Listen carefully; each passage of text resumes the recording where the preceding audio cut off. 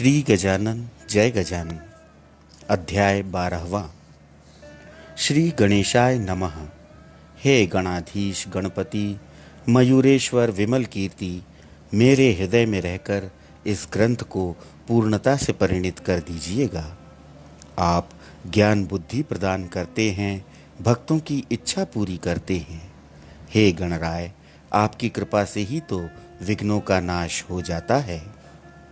आप तो साक्षात चिंतामणि हैं। पुराणों का हवाला ऐसा है कि भक्त जो जो इच्छा मन में लाते हैं उन सब की आप परिपूर्ति करते हैं। इसलिए मेरे मन में ग्रंथ पूर्ति की जो इच्छा है वह हे एक दंत लंबोदर पार्वती सुत भालचंद्र सिंदुरारे कृपा करके पूरी कीजिएगा। बच्चूलाल अग्रवाल अकोला में रहता था। वह धन और कनक से संपन्न होकर भी अच्छे दिल का था। उसने कारंजा के लक्ष्मण घोड़े की बात काना कानी सुनी। उस बात के बारे में वह शंकित हुआ, क्या यह सच होता है? ऐसा वह मन में सोचने लगा। वह इसी उलझन में था तो यकायक महाराज अकोला आए। बच्चूलाल तो उनका भक्त था, इसलिए महाराज उसके घर आए और चबूतरे पर बैठ गए। महाराज को देखते ही बच्चूलाल हर्षित हुआ। वह महाराज से बोला कि हे गुरुराज, आज आपकी पूजा करने की मन में तमन्ना है। उसकी बात सुनकर महाराज ने सिर हिलाया, जिसका अर्थ था बच्चूलाल की बात से वे सहमत हैं। बच्चूलाल ने सारी तैयारियां करके षोडशोपचार पूजा प्रारंभ की। प्रथम महाराज को उपटन लगाकर मंगल स्नान करवाया। बाद में जरी का सुंदर पीतांबर पहनाया, कीमती कश्मीरी शाल पहनाई और जरतारी का एक रुमाल भी महाराज के सिर में बांध दिया। उसके पास एक कीमती हार था, वह उसने महाराज के गले में पहनाया। बहुमूल्य हीरे की अंगूठी भी उंगली में पहनाई। इतना सब कुछ करने पर उसने महाराज को अच्छे आसन पर बिठाया और पेड़ा और जलेबी, राघवदास आदि नैवेद्य के तौर पर थाली में सामने रखे। त्रयोदश युक्त बीड़ा बना के तबक में रखा। अष्टगंध का टीका लगाया, सुंदर इत्र लगाकर गुलाब जल भी छिड़का और एक सुवर्ण के पात्र में दक्षिणा के तौर पर रुपयों का ढेर रख दिया, जिसका मोल इन गिनत रुपयों, अशर्फियों, मोहरों से भी कहीं ज्यादा था। अगर वे रुपए गिन लिए जाएं तो 10,000 से कम ना होंगे, जिसका वर्णन करना नामुमकिन है। महाराज के सामने श्रीफल रखकर बच्चूलाल विनय से बोला कि महाराज, मेरे मन में एक राम मंदिर बनवाने की इच्छा है। यह चबूतरा बहुत छोटा है, यहाँ ज़्यादा लोग बैठ नहीं सकते, इसलिए राम मंदिर बनाने की मेरी इच्छा आप पूरी कीजिएगा। ऐसा कहकर उसने अनन्य होकर महाराज को साष्टांग दंडवत किया। उसकी भाव भक्ति देखकर महाराज प्रसन्न हुए और बोले कि तुम्हारी इच्छा जानकी वल्लभ पूरी करेंगे। आगे चलकर महाराज उसे बोले कि तुम मुझे यह बताओ, क्या मैं बैल हूँ जो तुमने मुझे इस प्रकार सजा कर रखा है? मैं तो ना पोड़ा त्योहार का बैल हूँ और न वर्ष प्रतिपदा का घोड़ा। मुझे इन अलंकारों का क्या उपयोग? यह अवांछित विष मुझसे दूर रखो, मेरे पीछे यह उपाधि न लगाओ। अरे बच्चूलाल, कहीं ऐसा तो नहीं कि अपनी संपन्नता दिखाने के लिए यह सारा खेल तुमने रचा हो? जिसको जो भाता है उसी को वह देना चाहिए। मैं तो पागल सन्यासी हूँ, गांव में हमेशा नंगा घूमता फिरता हूँ, इसलिए यह तुम्हारा सब तुम ही को मुबारक। अरे प्रापंचिकों को इन चीज़ों की ज़रूरत नहीं रहती। मेरा मालिक तो भीमा तट पर करकटी रख कर खड़ा है, क्या वह मुझे ये सब चीज़ें देने के लिए असमर्थ थोड़े ही है? ऐसा कहकर महाराज सब अलंकार निकाल कर फेंकने लगे। पहने हुए वस्त्रों की भी वही हालत कर डाली। सिर्फ 2 पेड़ा खाकर महाराज वहाँ से निकल गए। यह सब देखकर उपस्थित भक्त दुखित हुए। उन भक्तों में कुछ कारंजा के भक्त भी थे। वे आपस में बोलने लगे कि हमारा लक्ष्मण सचमुच ही बदकिस्मत था। उसने बच्चू लाल ने जैसा महाराज का पूजन किया वैसा तो किया था, पर लोभी होने से दिल में कुछ और मुंह में दूसरा ऐसा भाव प्रकट किया। उसका दिखावटी भाव जानने में महाराज थोड़े ही असमर्थ थे। दाम्भिक शब्दों से ही पूजा करता है और महावस्त्र की पूर्ति तो अक्षतों से होती है। वह मुंह से तो शर्करा खंड खाद्यानि ऐसा बोलता है, लेकिन भगवान के सामने रखता है सड़ा हुआ मूंगफली का दाना। जैसी करनी वैसा फल, इस न्याय से उस दाम्भिक को फल भी मिलता है उसी हिसाब से। आखिर लक्ष्मण बर्बाद हुआ तो इस दाम्भिकता से ही, लेकिन इस बच्चू लाल की धन्य है। उसने महाराज का पूजन तो श्रद्धा भाव से किया, उसका फल भी उसे अच्छा मिला। दिन ब दिन उसकी आमदनी बढ़ने लगी। जिस पर संत कृपा होती है वह हमेशा सुखी और प्रसन्न रहता है। महाराज के अचानक चले जाने पर बच्चूलाल उन्हें ढूंढने सारे अकोला शहर में घूमा, पर महाराज का कहीं पता तक न चला। छिपी जात का पीताम्बर नामक महाराज का एक शिष्य था। वह शेगांव में महाराज के साथ रहता था। उसने महाराज की दिल से सेवा की। उसकी तपस्या फलद्रूप हो गई। एक दिन मठ में एक घटना घटी। मठ में पीताम्बर फटी हुई धोती पहना हुआ था। यह देखकर महाराज स्मित हास्य करके उसे बोले, अरे तुम्हारा नाम तो है पीताम्बर, लेकिन तुमने तो पहना है ऐसा फटा हुआ वस्त्र जिससे पार्श्वभाग स्पष्ट दिखाई दे रहा है। कम से कम पार्श्वभाग तो ढक लो। नाम बोले तो सोनूबाई, लेकिन हाथ में देखा जाए तो कथील के कंगन। नाम पूछा जाए तो गंगाबाई, लेकिन देखा जाए तो वह पानी के लिए तरस रही है। उसी तरह तेरी हालत है। यह फटी हुई धोती तो फेंक देने लायक है। वही जीर्ण धोती पहनकर तुम अपना पार्श्वभाग दिखाते फिरते हो, तो यह दुपट्टा लो और पहनो, लेकिन याद रखना कि इसे हमेशा पहन कर रखो, चाहे कोई कुछ भी क्यों न बोले। महाराज का दिया हुआ दुपट्टा पीताम्बर ने पहना। यह बात दूसरे साथी सहन न कर पाए। स्वार्थ से जलने वाला एक भाई दूसरे भाई का शत्रु बनकर उसका विनाश करने पर तुल जाता है। उनकी जली कटी बातें शब्दबद्ध करने से क्या फायदा, क्योंकि नाली का मुंह खोलने से बदबू ही आएगी। श्री गजानन महाराज के तो शिष्य थे अनेक, लेकिन उनमें अधिकारी थे उंगलियों पर गिनने योग्य। बन के पेड़ तो अनेकों होते हैं, लेकिन उनमें चंदन तरु शायद ही नजर आते हैं। महाराज के इर्द गिर्द जो भक्त थे, उनमें से कुछ पीताम्बर पर ताने कसने लगे। वे हाथ से इशारा करके उसे बोलने लगे कि यह देखो महाराज का असली शिष्य, जो महाराज का पहनाया हुआ वस्त्र पहनते घूमा करता है। तेरी भक्ति हम जान गए, तू तो खुशहाल चंद जान पड़ता है। तेरे यहाँ रहने से और कृति से महाराज का अपमान हो जाता है। उस पर पीताम्बर विनय से बोला कि यह वस्त्र पहनकर मैंने महाराज का अपमान नहीं किया, बल्कि उन्हीं की दी हुई प्रसादी भेंट की मैंने इज्जत की है। यह वस्त्र उन्होंने मुझे दे दिया है, जो मैंने पहन रखा है।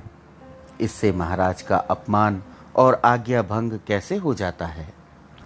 इतना कहने पर भी उसकी यह बात औरों को जची नहीं और उस पर वे दिन रात जलने लगे।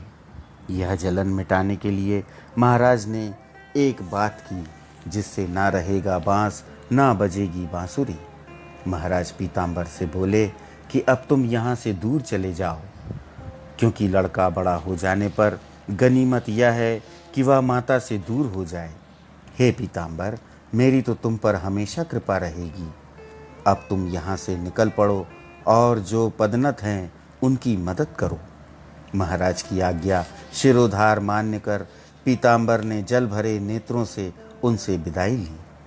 वह पांव तो आगे बढ़ाता था, लेकिन उसका मुंह मठ की तरफ और आंखें महाराज की ओर थीं। पीताम्बर चलते चलते कोंडोली नामक एक छोटे गांव के नज़दीक आ पहुंचा। शाम हो चली थी। मुख से महाराज का नाम स्मरण चल रहा था। संध्या समय गांव में जाना उसने उचित ना समझा। वह एक आम्र वृक्ष के नीचे बैठ गया। पेड़ के नीचे तो बहुत सी चींटियां थीं, उन्होंने उसे काट खाया। इसलिए वह सुबह होते ही पेड़ पर जा बैठा। वहाँ भी चींटियों की तकलीफ से वह एक शाखा से दूसरी तरफ जाता था, फिर भी उसे अच्छी जगह नहीं मिली। उसकी यह उछल कूद चरवाहों ने देखी। उनके मन में यह प्रश्न खड़ा हो गया कि वानर की तरह यह उछल कूद क्यों कर रहा है। यह बात ध्यान में नहीं आ रही है कि वह तो निर्भीक होकर एक डाल से दूसरी डाल पर जाता है, फिर भी नीचे नहीं गिर पड़ा। यही तो अचरज की बात है। तो दूसरा एक बोला, यह कोई अचंभे की बात थोड़े ही है। श्री गजानन महाराज के शिष्य भी ऐसी अनोखी लीला दिखाते हैं। उसकी इस लीला से तो वह गजानन महाराज का शिष्य ही जान पड़ता है। चलो हम गांव जाकर यह वार्ता सबको सुनाएंगे।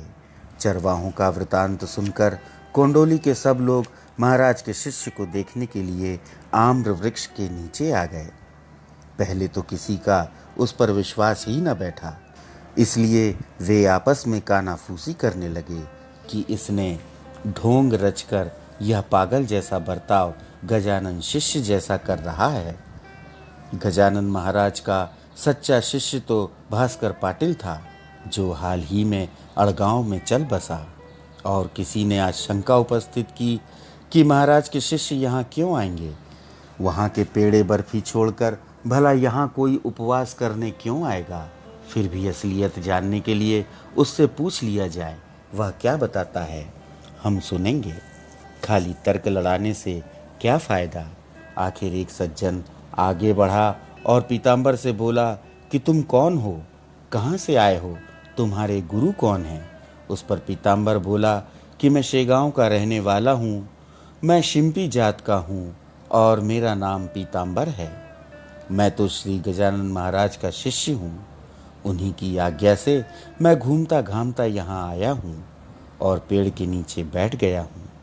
आम के नीचे चींटियों की तकलीफ से मैं पेड़ पर जा बैठा, लेकिन लोगों को पीताम्बर की बात का भरोसा नहीं आया। वे क्रोध से बोले कि बड़ों का नाम लेकर क्यों यह मरकट लीला कर रहे हो। बोले तो राजा की लाडली रानी चली पेट के लिए मजदूरी करने।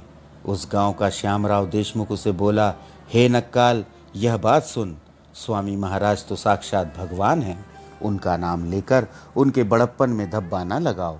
अरे पगले, उन्होंने एक दफ़ा ऐसी लीला की कि अपने निजी सामर्थ्य से ऋतु न होने पर भी आम्र वृक्ष में फल लगा दिए थे। उन्होंने आम में फल लगाए। तुम अगर उनके भक्त हो तो आम नहीं तो कम से कम वृक्ष में पत्ता तो लगा के दे दो। ऐसा ना किया जाए तो अब तेरी खैरियत नहीं। यह रहा बलिराम का पर्णहीन वृक्ष, हमारे सामने इस पेड़ में पत्ते लगने दो। अगर ऐसा ना किया जाए तो हम तुम्हारी जमकर पिटाई करेंगे, क्योंकि सद्गुरु कृपा से ही शिष्य में कुछ निजी शक्ति का संचार होता है। अब देर न कीजिए, इस आम्र के पेड़ को हरा बना दीजिए। लोगों की यह तमन्ना सुनकर पीताम्बर घबरा गया। वह बड़ी विनय से बोला कि मुझे व्यर्थ परेशान न कीजिए, मेरी कथा सुनिए। एक ही खान से निकलते हैं हीरे और पत्थर। गजानन महाराज के शिष्यों में मैं चकमक हूँ। मेरा यह कहना सच मानो और उस पर विश्वास रखो। चकमक की वजह से खान की महत्ता कम नहीं होती, इसलिए मैं अपने गुरु का नाम लेते शर्मिंदा क्यों हो जाऊं। उस पर श्यामराव बोले कि व्यर्थ बकवास ना करो। जब शिष्य मुसीबत में आता है तब वह अपनी गुरु की सच्चे दिल से प्रार्थना करता है। भला वह शिष्य उतना अधिकारी ना भी हो तो गुरु उसकी सहायता करता है। इस तरह पीताम्बर की एक तरफ बावड़ी और दूसरी तरफ कुआं, ऐसी स्थिति हो गई। बेचारा बहुत चिंतातुर हो गया। अब क्या किया जाए, इस विचार से वह बेचैन हो गया। अब क्या होता है यह तमाशा देखने के लिए पेड़ के इर्द गिर्द बहुत से गांव वाले जमा हो गए। बेचारा विवश होकर पेड़ के पास आया। गुरुमूर्ति आंखों के सामने लाकर पीताम्बर ने दिल से उनका स्तवन शुरू किया। हे स्वामी समर्थ गजानन नारायण, पदनत की रक्षा करने वाले, मुझे इस आपत्ति से बचा लीजिएगा। मेरे कारण आपकी महिमा में धब्बा लग रहा है। इसलिए विनीत भाव से प्रार्थना है कि इस आम्र वृक्ष में पत्ते लग जाएं। मुझे तो आप ही का भरोसा है। अगर ये लोग कहते हैं वैसा न हो जाए तो वे मुझे निश्चय ही जान से मारेंगे। भक्त प्रहलाद के लिए आप स्तंभ से प्रकट हुए। जनाबाई को जब सूली पर चढ़ाया तो आपकी कृपा से सूली का पानी पानी हो गया। जिस तरह जनाबाई का भरोसा विट्ठल पर था, उसी तरह मेरा भी भरोसा आप ही पर है। भगवान और संत तो अभिन्न होते हैं। भगवान ही संत हैं और संत तो भगवान के अवतार होते हैं। मुझे गजानन महाराज का लोग शिष्य कहते हैं, इसमें मेरा कोई बड़प्पन नहीं है। आपकी कृपा से हम जैसे छोटे बड़े हो जाते हैं। जब धागे में पुष्प गूंथे जाते हैं तभी तो धागे की कीमत बढ़ती है। आप पुष्प हैं तो मैं धागा हूँ, आप कस्तूरी हैं तो मैं मिट्टी हूँ। सच कहा जाए तो आप ही के कारण मैं मुसीबत में फंस गया हूँ। हे गुरु राय, मेरी परीक्षा न लीजिएगा। सत्वर आके इस पर्णहीन पेड़ में पत्ते लगवाने की कृपा कीजिएगा। पीताम्बर लोगों से बोला कि सद्गुरु का नाम गाजर कीजिए। बोलो जय जय गजानन साधु महाराज, शेगांव के अवलिया आपकी जय हो, जय हो। उपस्थित लोगों ने भी जब महाराज का नाम स्मरण शुरू किया तब लोगों ने देखा कि पर्णहीन आम्र का पेड़ हरे पत्ते से भर गया और वे चकाचौंध हो गए। कोई बोलने लगे कि हम स्वप्न तो नहीं देख रहे। एक दूसरे को बोला कि जरा मुझे चुटकी तो काटो ताकि असलियत जानी जाए। कोई बोले यह नज़रबंदी होगी, जादूगर रस्सी का सांप बनाता है, झोली में से ढेरों रुपया निकालता है, उसी तरह यह जादू तो नहीं हुआ। जब लोगों ने पत्ता तोड़कर देखा तो उनका भ्रम दूर हो गया। यह आंखों देखा चमत्कार देखकर लोग मान गए कि यह सब लीला श्री गजानन माउली की ही है। वे तो सचमुच ही महासंत हैं, इसमें तो अब कोई आशंका नहीं है।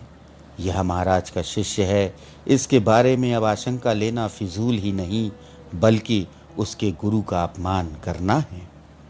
अब इसे गौरव के साथ गांव में लेके जाएंगे, क्योंकि किसी दिन अपने शिष्य के लिए महाराज कोंडोली अवश्य आएंगे।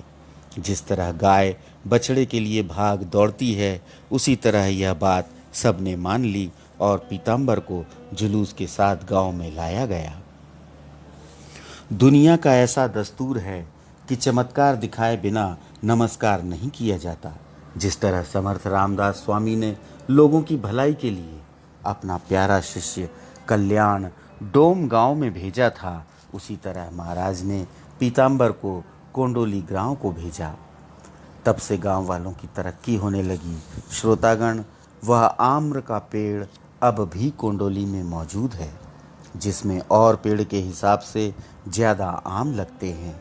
गांव वालों का तो अब पीताम्बर श्रद्धा स्थल बन गया, एक प्रातः स्मरणीय व्यक्ति बन गया। हीरकनी कहीं भी जाए तो उसकी कीमत में फर्क कभी नहीं पड़ता।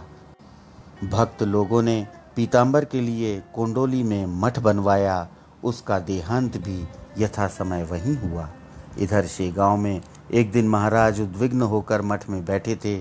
चित्त अस्थिर होने की वजह क्या है, उसके बारे में विनीत होकर शिष्यों ने महाराज से पूछा।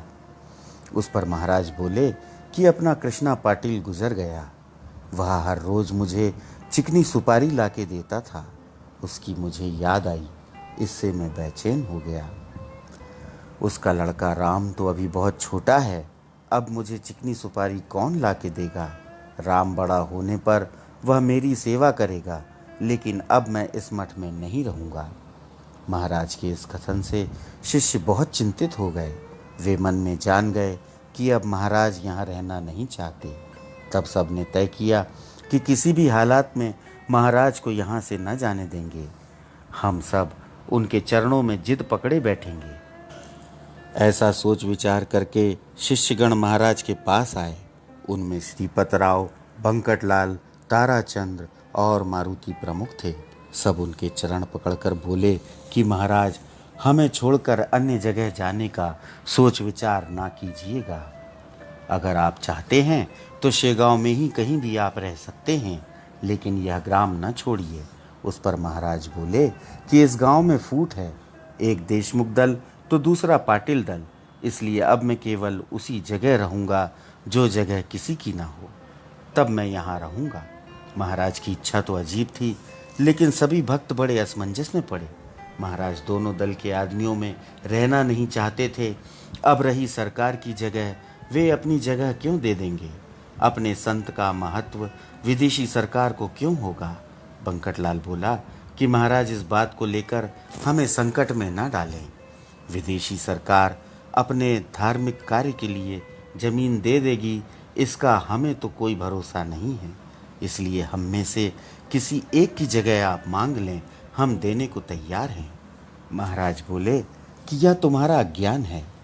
जमीन मालिक केवल सच्चिदानंद ही है।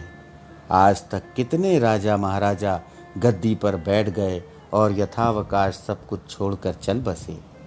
वह पांडुरंग ही एक अमर है जो इस सारे भूमि का मालिक है। लौकिक दृष्टि से जमीन का कब्जा एक से दूसरे तक जाता है। सब यही तो दुनिया का दस्तूर है। इसलिए जगह मिलने की कोशिश कीजिए। महाराज आगे चलकर निर्धार से बोले कि प्रयत्न करने से जमीन तो निश्चय से मिल जाए, इसके बारे में अब बहस न कीजिए। हरि पाटिल अगर कोशिश करेगा तो निश्चय ही वह इसमें सफल हो जाएगा। बाद में सब हरि पाटिल के यहाँ आए। सब ने सोच विचार कर जमीन के लिए सरकार से अर्ज किया। बुल्ढाना तहसील का सरकारी अधिकारी करी था। उसने शेगांव वालों के अर्ज का सोच विचार कर मठ के लिए 1 एकड़ जमीन दे दी। अर्ज मंजूर करते समय उसने यह बताया कि आपने तो 2 एकड़ जमीन मांगी थी, पर अब सिर्फ 1 एकड़ जमीन दी जाती है। दी हुई जमीन आप किस तरह काम में लाते हैं, वह देखकर मैं और 1 एकड़ जमीन दे दूंगा। सरकार का यह आज्ञा पत्र दफ्तर में दाखिल है। इस तरह महाराज की लोकोत्तर अमृतवाणी सच निकली। फिर हरि पाटिल बंकटलाल मठ मंदिर के लिए चंदा जमा करने के लिए निकल पड़े और लोगों से प्रार्थना करने लगे। द्रव्य निधि तो थोड़े ही समय में जमा हो गई और काम शुरू हो गया। आगे का वृत्तांत तो अगले अध्याय में वर्णन किया जाएगा। सत्पुरुषों की इच्छा तो स्वयं भगवान पूरी करते हैं। डोंगर गांव का विठू पाटिल, वाड़े गांव का लक्ष्मण पाटिल और शेगांव का जगू आबा आदि चंदा देने में प्रमुख थे। श्री दास गणु विरचित यह श्री गजानन विजय नाम का ग्रंथ निज कल्याण साधने के लिए सावधान चित्त से सुनिए। शुभम भवतु।